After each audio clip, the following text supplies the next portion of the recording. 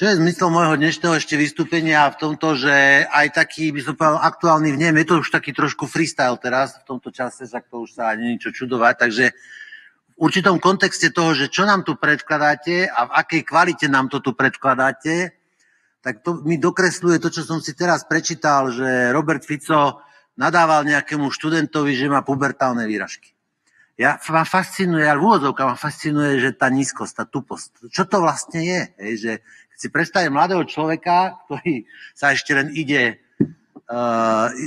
stúpiť možno, a viete, že ľudia vedia byť citliví. Ja sám seba si viem predstaviť v nejakom veku, kde by mi niekto povedal, že a mal som pubertálne výražky a teda, že by sa do mňa naviezol nejaký premiér hrozné. Akože, ja neviem, čo si ten človek o sebe myslí, že kam až ideme padnúť, že premiérovi tejto krajiny stál za to nejaký študent, ktorý sa ozval a išiel po ňom tak nízko, že má nejaké pubertálne výražky. Ja normálne mne to nedopína. Ja neviem, či je preto, že je po polnoci, alebo preto, že som nedopínavý. Ja som sa nikdy teda za múdreho nehral, ale toto mi už nedopína.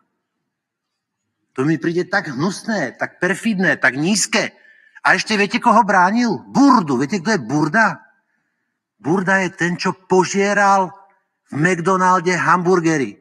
Poznáte ten prípad pani Melicherčikovej? Osoby zo študentského oddelenia Univerzity Komenského, ktorá upozornila na to, že sa podvádza pri prijímacích pohovor na právnickej fakulte a vyhodili to chúďa? Vyhodili ju, normálne ju vyhodili. Viete, kde robila? V McDonalde. Viete, čo sa stalo? Martvoň, bývalý poslanec za Smer a tento Burda, to je tu legenda, už pomaly, to je benchmark právnického, neviem, čo to tu vlastne je, tak sa chodili, prepáčte mi, chodili žrať hamburgery do Lamača, nechali sa tou pani Melicherčikovou obsluhovať. Objednali si a naschvál si objednali také niečo, čo bolo treba čakať a ona to nosila. A ešte hovorili, bolo ti to treba, bolo ti to treba. Toto je Burda. Burda sem, Burda tam. Ja žasnem, už som to toľkokrát počul, lebo Burda povedal hento, Burda povedal, a kto to je? Burda chodil požierať hamburgery tak, aby ponížil, pokoril hnusným spôsobom ženu. Hnusným, najhnusnejším, aký vôbec muž sa môže znížiť. Toto robil ten náš Burda, toho, ktorého nám tu citujete, toho, pre koho premiérovi stálo za to, že urážal nejakého mladého právnika. Ste už naozaj tu všetci rozum potratili? Kvôli čomu? Kvôli komu? Preboha, veď sa starajte o peniaze. Za chvíľku nebudete mať na výplaty. Policajti tu budú pobehovať bez výplat. Dôchodcovia tu budú bez výplat. A vyriešite nejakého študenta, ktorý sa ozval, červený koberec pred neho. Že sa ozval. To, že taký človek stal dekanom, to je vizitka toho, kde sme a čo sme. Ako sa nejaký Burda mohol stať dekanom právnickej fakulty po tom, čo robil. Ako?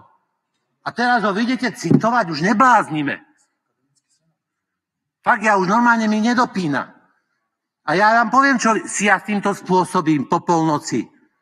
My máme nájomnú zmluvu s univerzitou. Už ma terorizovali a budú ma terorizovať. Mne to je v tomto jedno. Ja to nebudem stať a byť ticho len preto, že mi môžu poškodiť nejakých záujmov, ktoré nejaké nájomné zmluvy. Je mi to jedno. Nemôžem sa na to pozerať. Že vy ste si našli nejakého Burdu.